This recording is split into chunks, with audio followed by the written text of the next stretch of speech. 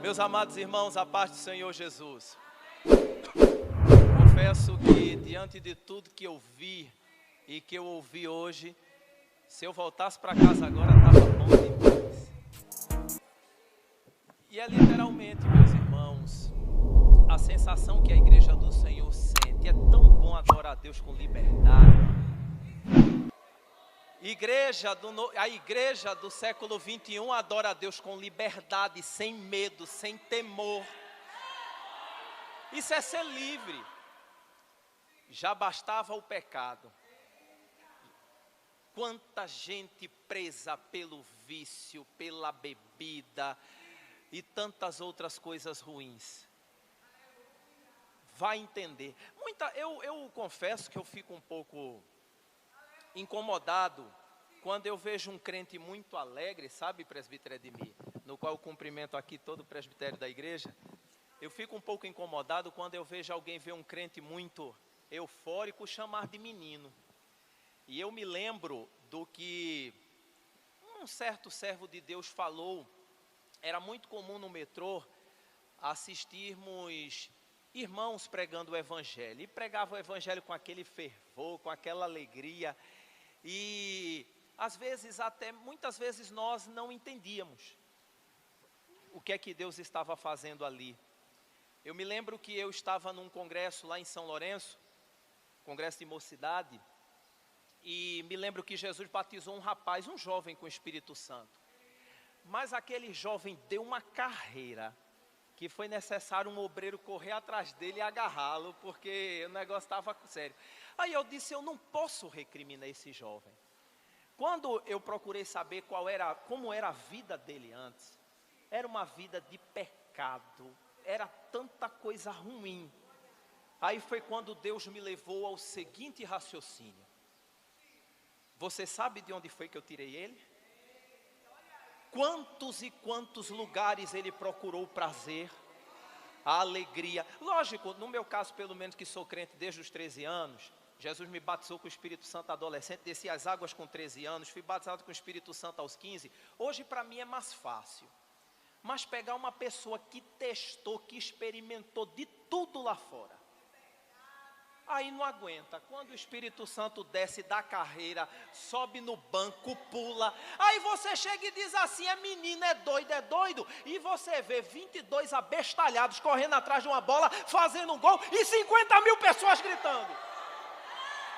Uma alegria aqui, no domingo aqui ganha, na quarta-feira perde, já acabou a alegria. Imagina o que é você ter uma amostra grátis do que você vai provar lá no céu. Paciência. Aí vem falar que nós somos loucos. Mas vamos à palavra de Deus. Pastor, eu agradeço demais ao meu Deus. Eu agradeço também ao nosso pastor Hélio Ribeiro. Esse homem que a coragem e a ousadia dele, dia após dia, me inspira. Cheguei a falar isso para ele. Eu disse, pense num cajado, viu? Para guiar corajosos.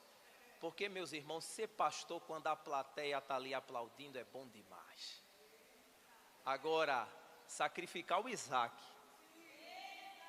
aí é que eu quero ver. Tem que ser, no sentido espiritual, muito macho. Meus amados irmãos, vamos meditar rapidamente num texto na palavra de Deus. Eu amo o círculo de oração, eu tenho uma reverência pelo círculo de oração. Muitas das vezes lá em São Lourenço eu era escalado para a leitura no círculo de oração ao meio-dia. E ia eu e um quarto do círculo de oração, porque muitas irmãs cozinhavam, cuidavam de meninos, de crianças e não podiam estar. E quantas vezes eu ia para me alimentar, mas eu tinha que levar uma palavra de ânimo para a direção. Já teve círculo de oração que eu fui, só estava a direção lá comigo. Mas eu ia. E eu vejo hoje esse povo maravilhoso, esse lugar de ousadia. Eu estava preocupado, conversando há pouco com o presbítero Edmir, eu dizendo, está faltando nesse país mulheres pentecostais ousadas.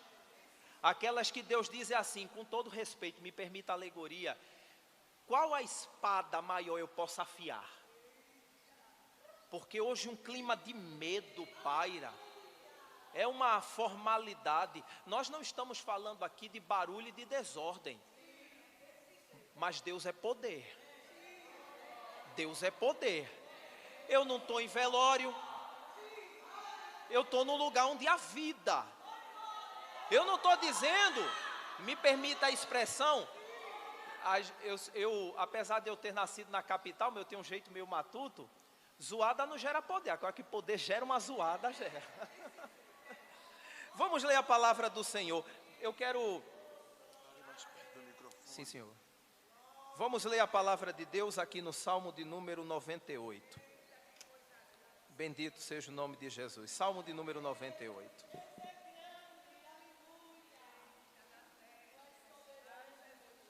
Versículos 1 e 2. Aliás, versos, porque nós estamos falando de um inário. Não é Salmo capítulo 98. É o Salmo de número 98, porque são 150 hinos distribuídos em 5 livros. É o que seriam 5 harpas cristãs. E aqui diz a palavra do Senhor: cantai ao Senhor um cântico novo, pois Ele fez maravilhas. A sua mão direita e o seu braço santo lhe alcançaram a vitória. O Senhor fez notória a sua salvação e manifestou a sua retidão perante os olhos das nações. Quem pode dizer amém? Tem que orar agora, presbítero? Vai fazer oração? Pode sentar, né?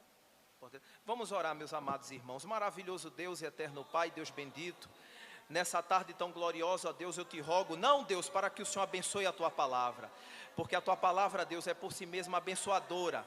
Mas eu quero te pedir, ó Deus, as pessoas não vieram aqui para ver homens, aqui não existem artistas, aqui não existem estrelas, não existem astros, Deus, aqui existem, Deus, servos teus. Por isso, ó Deus, no nome de Jesus, eu te suplico nesse momento, esteja, ó Deus, sobre o teu povo, te revela, abençoe, ó Deus amado, esses mais de 1.400 perfis, ó Deus, no YouTube que estão nos assistindo. Fica conosco, no nome santo de Jesus, amém. Podeis sentar, meus amados irmãos. Como eu já falei, é uma alegria muito grande. Se eu cometer qualquer equívoco aqui, é a carga de emoção que está sobre mim. Eu peço que os irmãos me perdoem, mas eu queria rapidamente meditar num texto da palavra de Deus, ou em alguns trechos da sua palavra. Eu estava lendo, e é interessante que esse Salmo de número 98, o autor, ele é anônimo, e era muito comum que salmos anônimos, é porque eles foram escritos por pessoas até então desconhecidas no mundo bíblico, pessoas desconhecidas na Bíblia Sagrada. Todavia, meus amados irmãos, eu vi aqui uma coincidência.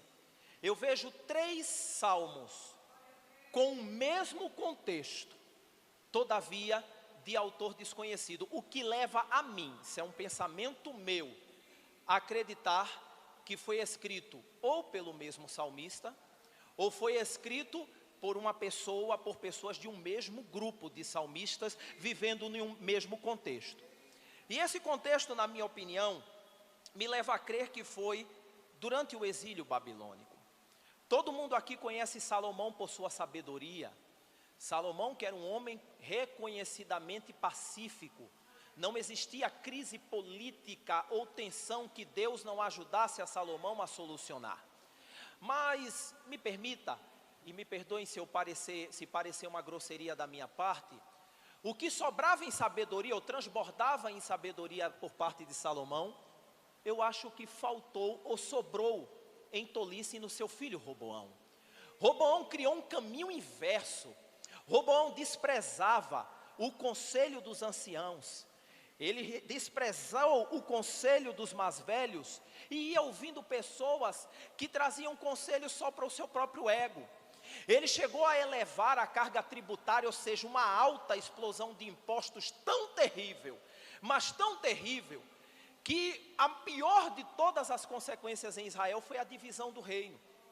E é interessante que o próprio pai dele havia décadas antes escrito um provérbio falando sobre isso, que a alta carga de impostos ela levaria o povo à ruína, mas Roboão sequer soube ouvir o conselho do seu pai. E o que isso significa, meus amados irmãos? Que o reino de Israel, ele sofre um racha. 10 tribos do norte se emanciparam, formando assim consigo o chamado Reino de Israel. A capital, que até então era em Jerusalém, passaria a ser em Samaria. Daí porque aquela conhecida rivalidade no Novo Testamento, judeus e samaritanos. Em contrapartida, no reino de Judá, reino do sul, você tinha ali as tribos de Judá e Benjamim, como a velha capital de Jerusalém. O que isso nos leva a compreender através do contexto bíblico? É que esta divisão, ela trouxe um impacto significativo. Se pelo menos você tinha reis ou reinos de altos e baixos no sul, ao contrário dele, no reino do norte, todos os reis dali foram ímpios. Bastava aqui eu citar um por nome de Acabe, o rei que mais pecou. Já pensou você ser reconhecido por Deus como aquele que mais pecou? Foi o rei que mais pecou de todos eles. E o resultado não foi outro: a ruína de Israel através do reino assírio. Não obstante a isso, por cerca ainda de algumas décadas, precisamente ao longo de 95 anos, Deus começou também a alertar o reino do sul. Dentre eles, um homem chamado Joaquim, no qual Jeremias insistentemente alertava, e dizendo para ele: olhe, alerte esse rei, a idolatria, o pecado, a impiedade está chegando diante de mim. O que aconteceu lá em cima, eu vou permitir que ocorra lá no sul. Mas é difícil porque existia um problema sério. Porque ser um profeta palaciano é difícil. Profetizar para o pobre é bom. Profetizar para pessoas reconhecidamente impiedosas é fácil. Mas você chegar para o rei, enquanto Jeremias profetizava a palavra de juízo, vinham 10 profetas revogando aquilo que Jeremias falava. Chegou ao ponto, meus amados irmãos, de Jeremias por escrito mandar a repreensão da parte de Deus, e na mesma hora o rei, na presença do mensageiro, rasgava e jogava no fogo. A ponto do próprio Jeremias insistir e dizer: não, volta lá, porque essa palavra vem do alto, vem do céu, e ele não pode desprezar esse alerta de Deus. E ele mais uma vez foi lá, escrevia a profecia e enviava através do seu emissário. E mais uma vez o rei desprezou, rasgou e jogou no fogo. Aí foi quando Deus chegou e diz assim: pois por conta disso, avisa esse reizinho aí, que o reinado dele vai passar. Agora o que eu falar não passa. Vem pandemia, passa a pandemia, entra governante e sai governante, mas o que Deus está falando nesta tarde, aqui em Vitória de Santo Antão, pode ter certeza. Eu me lembro coisas que Deus me falou quando eu tinha 15 anos de idade, num sábado, numa consagração em 30 de março do ano de 2002. Deus ainda me dizia, porque Deus é tão tremendo que Deus ainda a desafia. Deus diz: anota aí, meu filho, eu quero que você anote, porque sou eu que estou me comprometendo. Ele disse a Jeremias: o que é que tu vês, Jeremias? Ele disse: eu vejo uma vara de amendoeira. Ele disse: disseste bem, porque eu velo com a minha palavra para cumprir.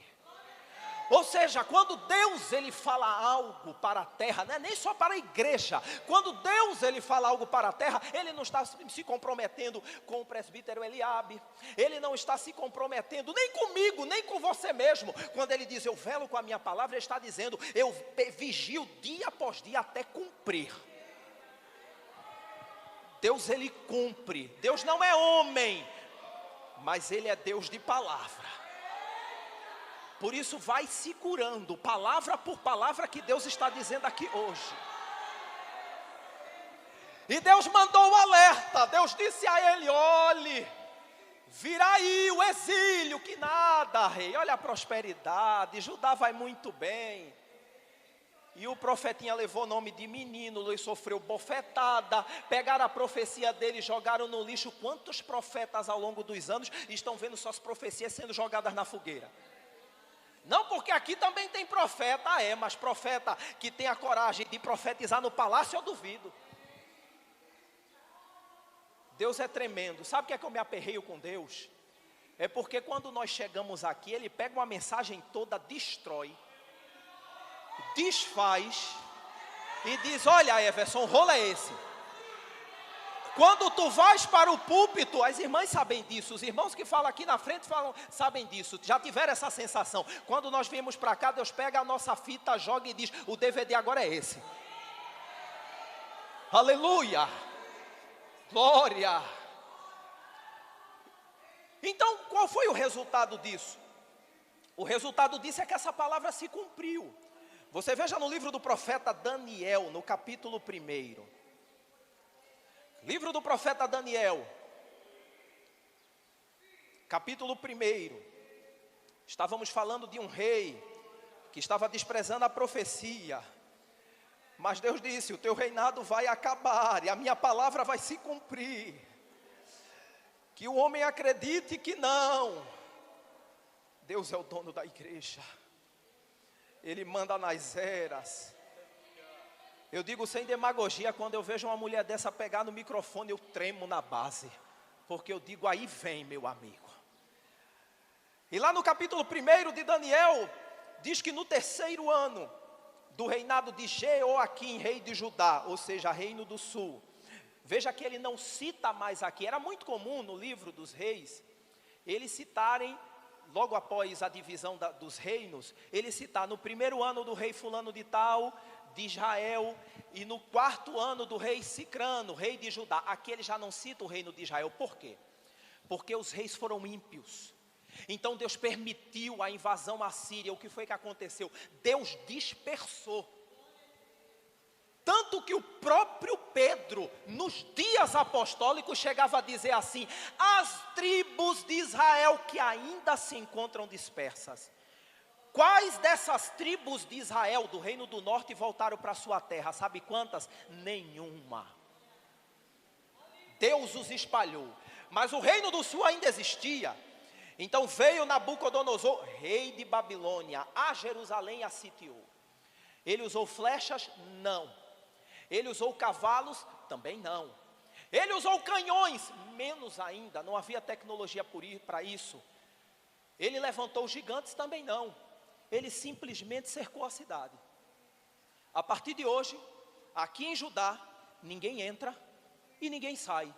Não houve uma gota de sangue derramada.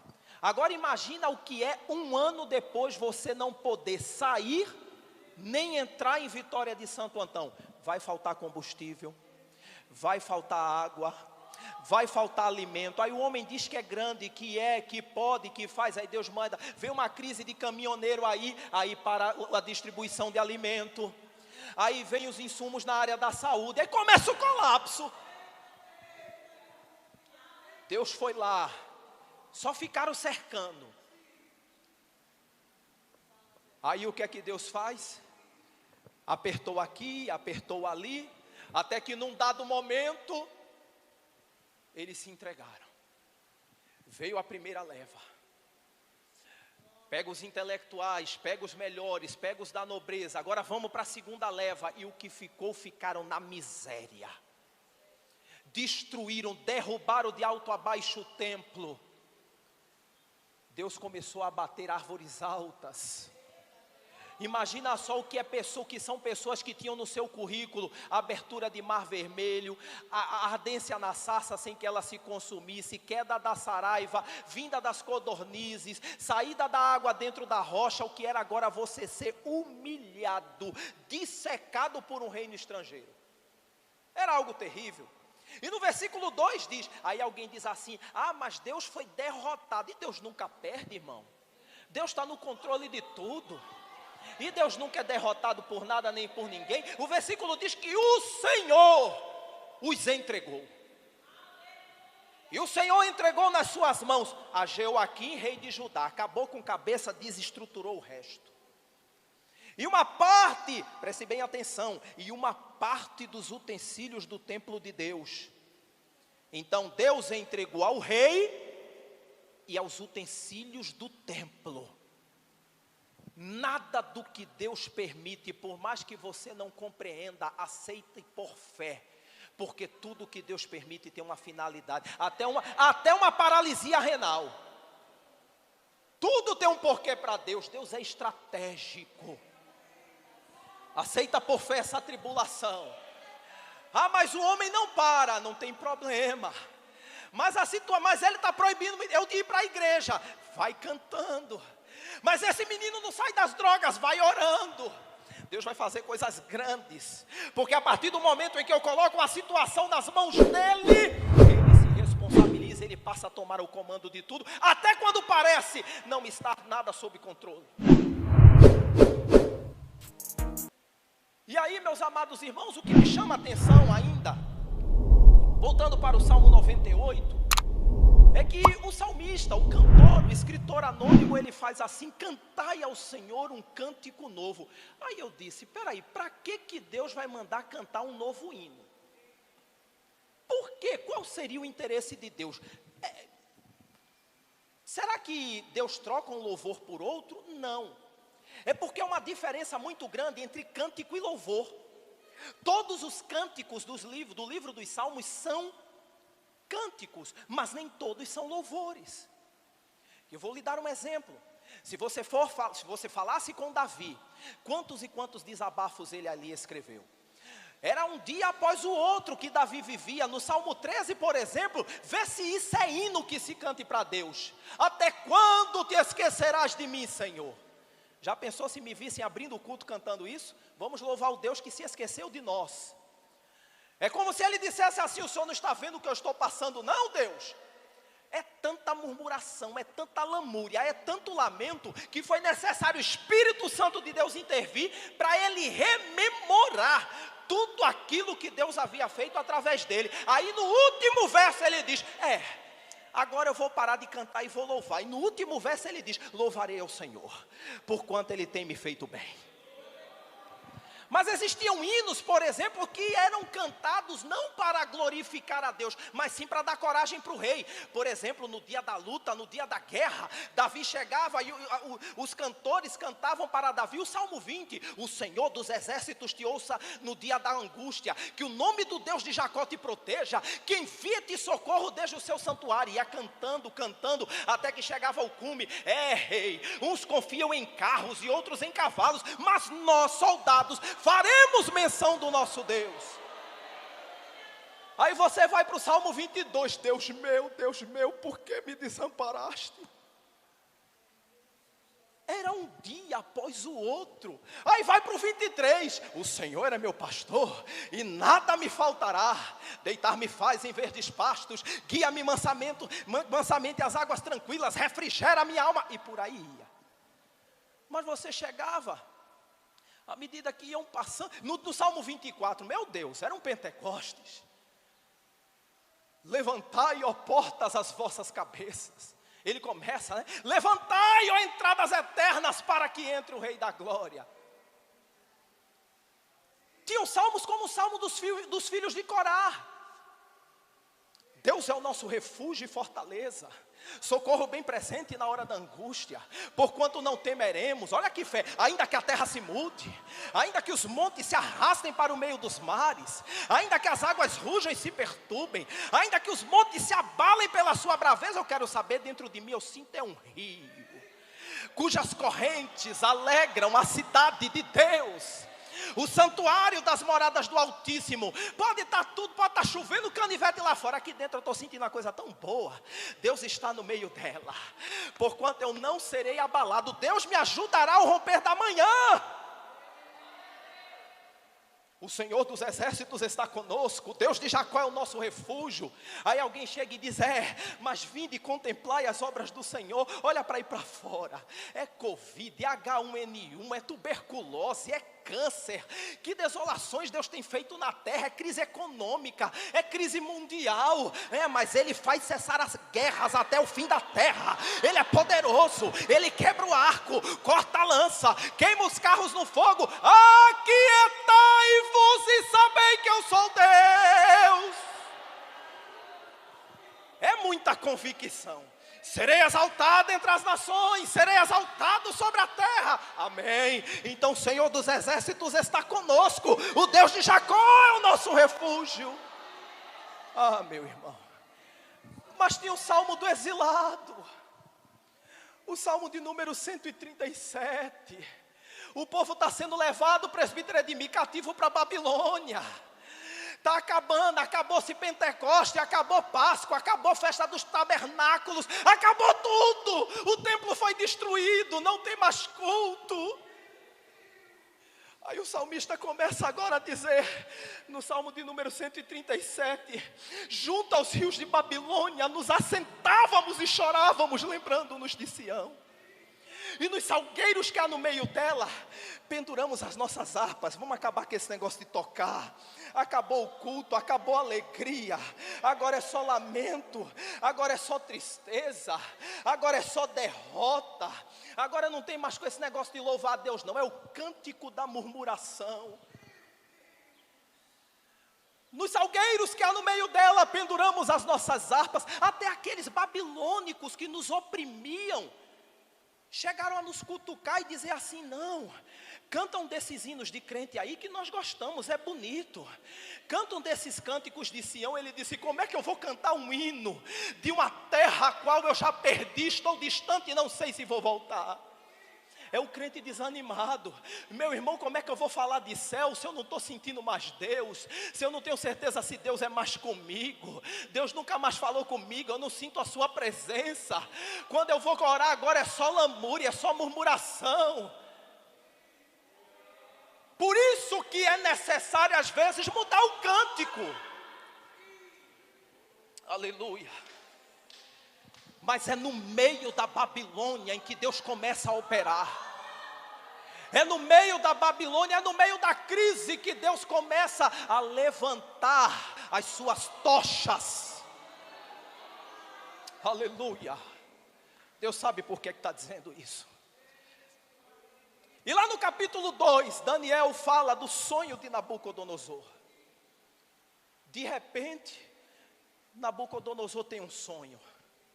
Chama todos os adivinhos, chama todos os bajuladores e os pseudos profetas, chame todos os astrólogos, todos os místicos daquela região.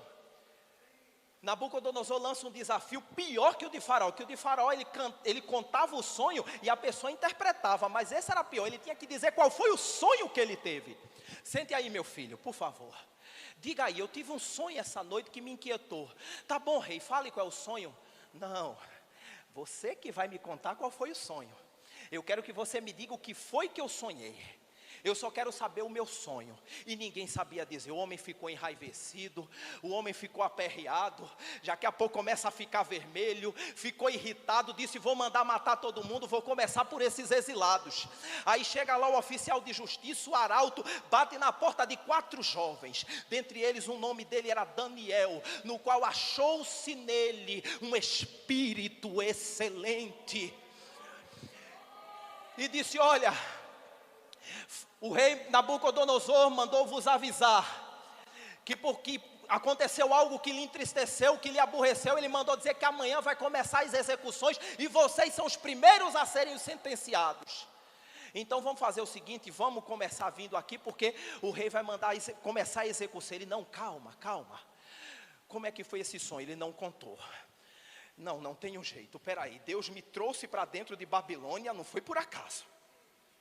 Deus me trouxe para ser tocha.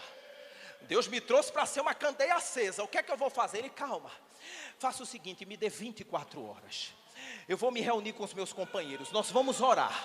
Amanhã volte aqui que eu vou falar com o Senhor. No outro dia ele bate. E aí, o rei quer saber se você já sabe qual é o sonho. Sei sim, pode me levar lá. Chega diante do rei e diz: ó rei, vive eternamente. Sim. O que é que você quer?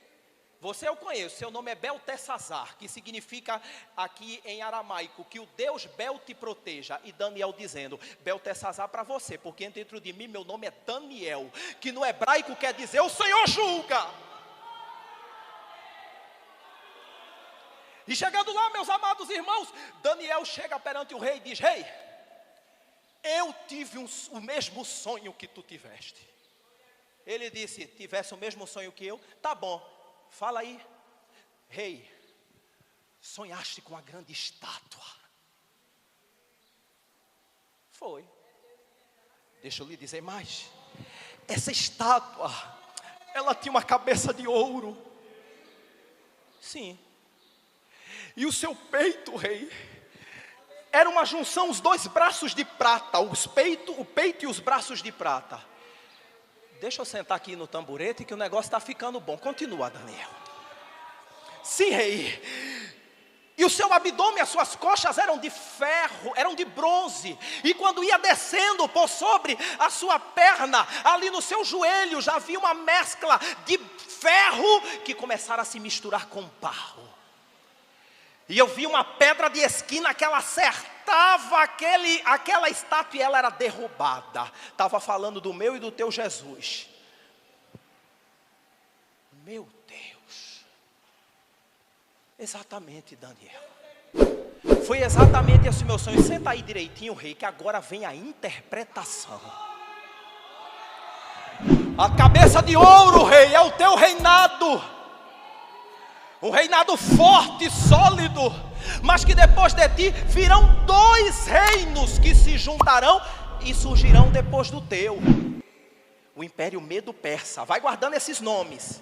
Aí depois disso, ele começa a dizer, e além desse elemento de prata, a parte de bronze, era um outro império que viria após de ti.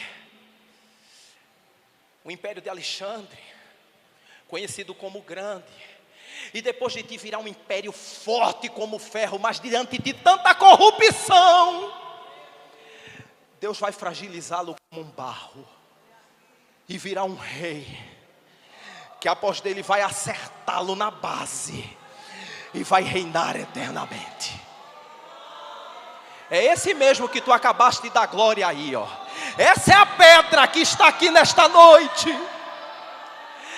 Ele é capaz de destruir reinados, ele não vai ser capaz de pleitear a tua causa. Só que é complicado você contar as coisas de Deus para quem não entende. Cuidado com o que Deus te fala. Não vai sair por aí dizendo para quem não entende. Porque já estava lá Nabucodonosor, ele entende tudo errado, irmão Edmir. Já coloca uma imensa estátua toda de ouro, e dizendo, todo mundo aqui vai ter que adorar. Quem não adorar, eu vou mandar queimar na fornalha de fogo ardente. Aí o que é que acontece? Todo mundo sabe da história, né? Tinham 3 que no meio da multidão, quando todo mundo se curvava, ali no cantinho dava para ver 3. Dizia, rei, ó, sei lá, talvez a catarata está atacando, mas eu estou vendo umas 3 cabecinhas ali que não se curvam. Espera aí, homem, vamos cuidar do contraditório, vamos dar direito de defesa, manda chamar os 3. Meus amigos, vê só, o meu parceiro aqui, o meu servo aqui, está dizendo que vocês não estão se curvando diante da imagem. Vê que coisa, vê que absurdo. Fala aí na cara dele que vocês se curvam. Não, rei, exatamente, ele está falando a verdade. Ele o quê? Diz a Bíblia que seu rosto se desfigura, decaiu o seu semblante, ele ficou com cara de brabo. Como é a história? Pois manda tocar de novo. Agora tem um detalhe. Pega esse forno industrial aí, aumenta 7 vezes. Eu quero ver. Se curva, e não se curvaram. Manda jogar. Primeiro o soldado joga. A uma temperatura daquela eu tenho certeza, o soldado morre, porque acaba o ciclo de oxigênio, ele cai desmaiado, e ele cai dentro da fornalha e morreu torrado. Morreu carbonizado. E ele começa, olha, eu quero ver eles gritarem. Aí começa a observar, vá lá. Vamos lá, queimem suas criaturinhas. Sim, queimem. Peraí, está demorando demais. Vamos, rapaz, queima. Que negócio é esse aí? Peraí que a temperatura está muito grande, eu não estou conseguindo ver, está meio que balançando a imagem. Vamos ver de novo, queima aí. Peraí, eles estão andando, que negócio é esse? Ô fulano, vem cá, por favor, chega aqui perto. Eu mandei jogar quantos mesmo? Foi 3, não foi? Peraí, que é esse quarto aqui? Eu estou vendo um ser diferente. Que negócio é esse? Meu Deus do céu, eu não sou movimenteiro não, mas pela fé eu vejo esse mesmo ser caminhando aqui nesse recinto. Ele é tão grande que um pé dele está aqui, o outro está do outro lado dessa tela no YouTube, na tua casa aí, te acompanhando, te alegrando. Oh glória, Jesus me ajude. Pode ser o que for, olha, eu nunca vi um homem que Deus não seja capaz de alcançar. Eu louvo a Deus pela vida daquelas irmãs que chegam no círculo de oração. Irmãs, orem pelo meu marido, que aquele só a graça. É a graça mesmo que vai alcançar. Porque eu vejo no capítulo 4, pela primeira vez, Daniel para de escrever, presbítero Eliabe. Daniel parou de escrever. Quem é que está escrevendo? É o próprio Nabucodonosor dando o testemunho dele. Ele começa a falar em primeira pessoa. Oh glória, aleluia. Pareceu-me, a mim Nabucodonosor, ele que está dando o testemunho dele, pareceu-me bem fazer conhecidos os sinais e maravilhas que Deus o Altíssimo fez para comigo. Ele diz que teve a loucura, ele disse que passou 7 tempos parecendo um bicho, comendo capim, quando Deus fez ele recuperar o juízo, ele mesmo cita o seu testemunho de conversão. Lógico que no capítulo 5, ele já havia morrido. E quem assume é um dos seus predecessores. Aliás, um dos seus sucessores. Qual é o nome dele? Belsazar. 1000 pessoas dentro do recinto, as mulheres do lado de fora. E ele começa a se embebetar. Já foi esclarecido isso, o vinho é escarnecedor. Por isso que crente não toma cachaça, não dá certo. Crente não pode mexer com álcool. Então o que é que acontece? Diz a Bíblia que ele então começa a escarnecer, e ele começa a zombar dos deuses que o pai dele, Nabucodonosor, desmoralizou no passado. Aí chegou a hora de falar do Deus de Judá. Aí ele chega lá, a Bíblia não fala, mas penso eu, traz lá a imagem, vai lá no templo do nosso Deus. Chega lá no nosso ídolo e traz lá a imagem do Deus de Judá, que queremos vir aqui, vamos tomar cachaça na frente dele, vamos dizer que ele não foi páreo para derrubar o império de meu pai. Mas rei, eu fui lá no templo de Marduk, mas não tem imagem não, eles não adoram imagem não. Como assim não adoram imagem? É rei, mas é o seguinte, existia um templo, então o que foi que vocês tiraram do templo? Tiramos os rolos e tiramos os utensílios sagrados do templo, as taças de ouro. Então traz essas taças. O que foi que Deus falou lá? Daniel fala no capítulo 1, versículo 2. E o Senhor entregou o rei, de propósito, o Espírito Santo de Deus inspira a Daniel, e entregou a eles os utensílios sagrados. O que Deus dá, Ele quer de volta. Deus não perdeu o controle não, minha irmã. Está parecendo que está tudo perdido, a porta se fechou, a fatura se multiplicou, as contas elas se amontoam. Deus não perdeu o controle de nada. Colocou na mão dele, ele vai resolver. Aí posteriormente a isso, trouxeram os utensílios sagrados. Aí ele faz um brinde, eu quero brindar. Um brinde em homenagem ao meu pai, pois este Deus, o Deus de Judá, não foi capaz, não foi, por que história é essa que Deus não foi capaz? A Bíblia diz que foi o Senhor que os entregou. Disse Nabucodonosor, pega um tempinho isso aqui, agora depois eu vou pegar de volta. E quando ele bebe aquele vinho, que ele toma o vinho com um copo sagrado, que eram usados pelos sacerdotes. Meu irmão, é muito perigoso quando você tem por profano aquilo que Deus santificou. Eu tomo muito cuidado, meu irmão. Que negócio é esse? Quem está em espírito está entendendo o que eu estou falando. Sair dizendo por aí que é profano aquilo que Deus levantou e santificou. E eu lá tenho o monopólio da salvação. Deus é proprietário, não é propriedade minha não, meu irmão. A Bíblia diz que quem não é por ele, quem não é contra ele é por ele. Quem com ele não ajunta, espalha. Que eu vou estar aí por aí apelidando, chamando aí, adjetivando igrejas, pessoas. Me permita, irmão. É muito perigoso isso. Isso aqui não é mensagem de direta não. Desce quente do céu. A Bíblia me ensina, não profane aquilo que Deus santificou.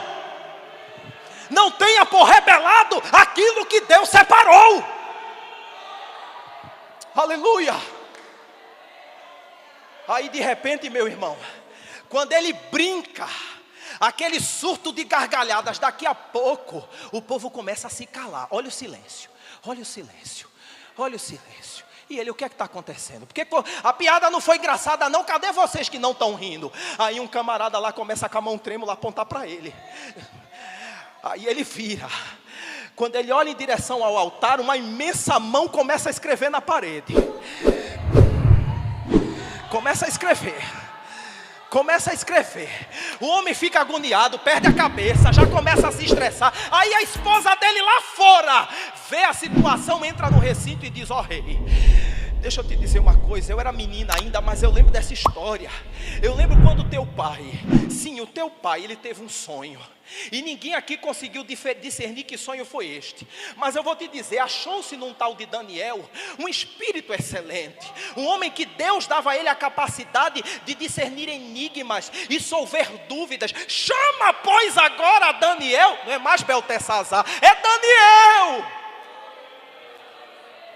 Aí chega Daniel já com seus 80, não era mais aquele jovem, com seus 80 e poucos anos de idade. Diga, rei, o que foi? E ele começa a olhar para a parede. Não, mas aconteceu assim, sabe? Eu de brincadeirinha, eu peguei, sabe? Eu peguei a taça, essas taças que vocês usavam lá em Jerusalém, tomei vinho. Meu Deus, rei. O quê? Isso foi brincadeira, Daniel. Vai, homem, que meu joelho chega a estar batendo um no outro aqui de tanto tremer. Está na Bíblia. O que eu estou falando está escrito, não é heresia não. Aí ele olha e diz assim: tudo bem, rei, eu vou agora começar a traduzir. Está escrito assim: Mene, Mene, Tekel e Parsim. E esta é a sua interpretação, rei. Você crê que Deus fala? Então Deus vai falar contigo, rei.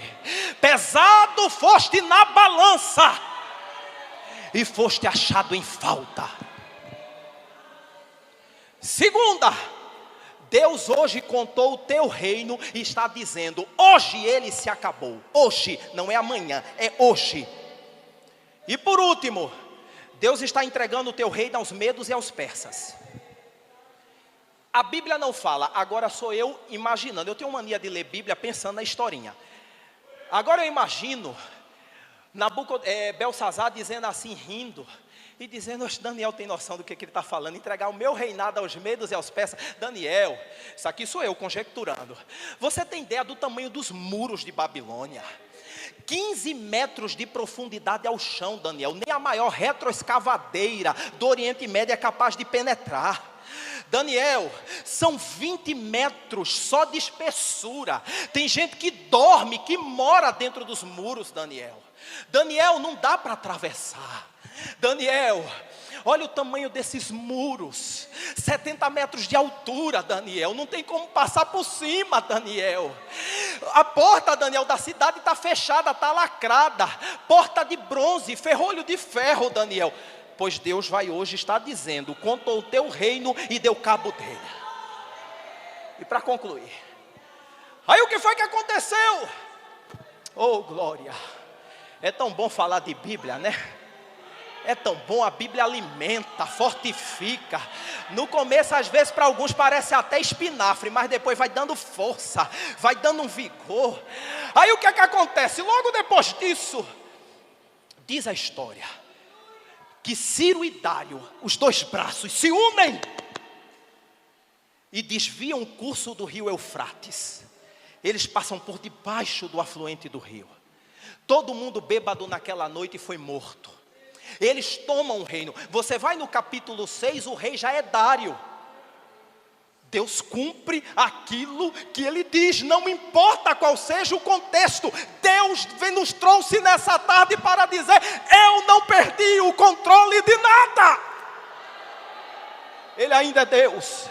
Ele ainda manda e não é mandado, domina e não é dominado. Ele é dono e ninguém manda nele. Ele é proprietário e jamais será propriedade. Ele é Senhor e faz como quer na terra. Não duvide do teu Deus. Aí eu fico pensando, como é que tem um texto em Isaías, no capítulo 5, versículo 1 e 2, que fala de um homem. Esse texto foi escrito 180 anos antes do nascimento de Ciro.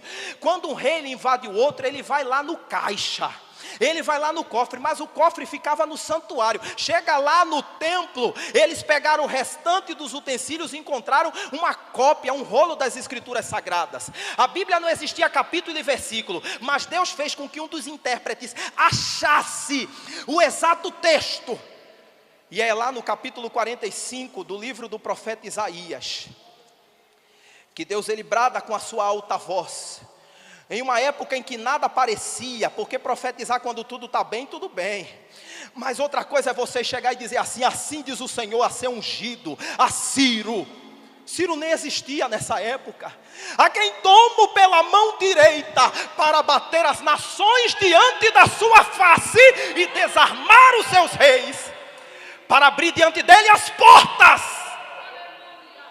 E as portas não se fecharão. Quero ver passar agora pela porta de Babilônia. Calma, Ciro, eu vou te ensinar o caminho. Eu irei adiante de ti e endireitarei os caminhos tortuosos. Quebrarei as portas de bronze e despedaçarei os ferrolhos de ferro. Ele passa. Aí você diz: irmão Everson, me prove na Bíblia que o senhor não está fazendo um contorcionismo teológico. Eu provo, segundo o livro das Crônicas. Eu já vou terminar, meu Jesus. Segundo o livro das Crônicas, capítulo 36, ele tomou ciência da profecia. No capítulo 36, versículos 22 e 23, ele diz: no primeiro ano de Ciro. Por que primeiro ano de Ciro? O reinado de Nabucodonosor acabou, então vai se contar agora por Ciro. No primeiro ano de Ciro, rei da Pérsia, para que se cumprisse a palavra do Senhor, no capítulo 45, através de Jeremias, despertou o Senhor o espírito de Ciro, rei da Pérsia, de modo que ele fez passar pregão por todo o seu reino. Jeremias também falava sobre isso, sobre o exílio e sobre o retorno à terra, como também por escrito, dizendo: olha a ordem oficial aí. Assim diz Ciro, rei da Pérsia: o Senhor, Deus dos céus, me deu todos os reinos desta terra e me encarregou de lhe edificar um templo em Jerusalém, que está em Judá. Quem há entre vós de todo o seu povo, o Senhor seu Deus, seja com ele e suba. Como é que eu concluo essa mensagem? Cantai ao Senhor um cântico. Mais uma vez, cantai ao Senhor um cântico.